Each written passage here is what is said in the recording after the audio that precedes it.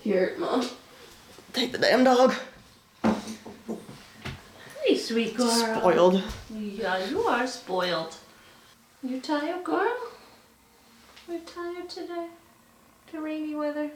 My name's Diane Gowan, and I know we're talking about grief today.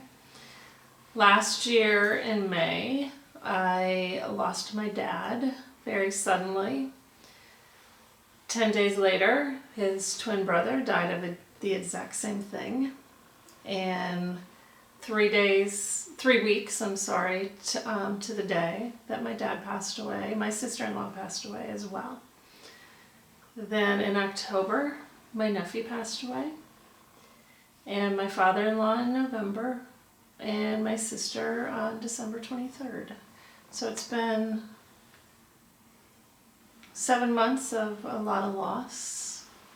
It's hard to go forward. It's the first thing you think about when you wake up. Sometimes it's hard to get out of bed because you're consumed with that loss.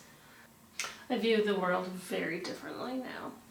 I mean, it is tough losing your dad. It's just somebody that's been in your life from day one. It's you know that person so well. They shaped who you are. It was pretty monumental losing my dad. And then losing my father-in-law a few months later. I mean, it was very difficult to watch my husband go through that. Just for both of us to go through it at the same time, I think was very difficult. I don't know that I have specific memories, more so than feelings. With my dad, he had a great sense of humor. I loved it when I could make him really laugh, a good belly laugh. What did Great Uncle John call you? So my Uncle John, my dad's twin brother, and they were identical twins, so they looked exactly alike. We had a great relationship, although it's not going to sound like this when I say this. His loving nickname for me was Ugly. He called me that for as long as I could remember. But it was all in love. When Uncle John would call the house and he was looking for me, he would never call me by name. He would always say, "Hey, where's Ugly?" And everybody knew who they were supposed to come get. Oh my God. Sorry, buddy. Good morning. You gotta let the dogs out in a minute. Sydney is recording. Hey, brother. Oh, when we went to Buckingham Palace. This was when Mom and Dad came down and visited, and we went to Stone Mountain. You know what I remember about that? Here we are at the top. We were all like, Grandpa can't climb the top. We don't think he's going to make it to the top. He was a farmer, but never worked out. And we all worked out, but never farmed. And Grandpa kicked all of our butts. Really? He was up there before we were. There's my sister-in-law, Terry, who passed 3 weeks after my dad. And there they are together. Here's my dad, Grandpa Joe, auctioning off the garter. That was something he always did. There's Will, when he was, I don't know, maybe 3 years old.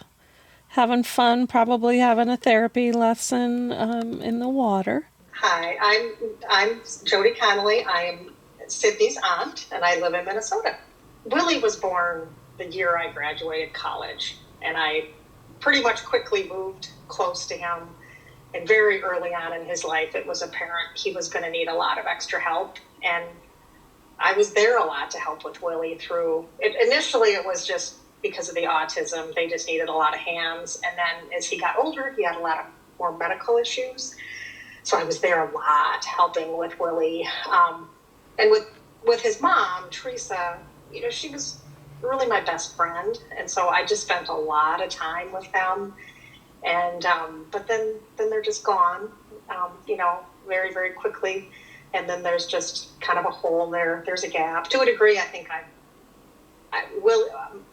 A lot of my life, the purpose of it was helping with Willie, and now that's just gone. We had 1 year in my house where everybody was here for Christmas, including Terry, before Terry got really sick, and Grandpa, my dad, your grandpa was there, Willie was there, Teresa was there, and that was December 2019, and the house was very full. A lot of people here. So one of my happiest memories is just in this house, getting that large group of people together, and that we were able to do that before we lost some of our loved ones. Oh yeah, do I view the world differently given the loss of these 4 or 5, if you want to count my dad's twin brother, and really in about a 6-month time frame? Yeah, I do view the world quite differently because it's just there's so many less people, right? If you just think about even like having that same Christmas party at my house, but it's more like, to a degree, I'm like, you got to cherish every moment. I mean, don't take the moments for granted. That's how it's changed my perspective, because those moments can be gone, and you may never have those back again. So appreciate the moments. Don't get caught up too much in, is your house clean or this or that.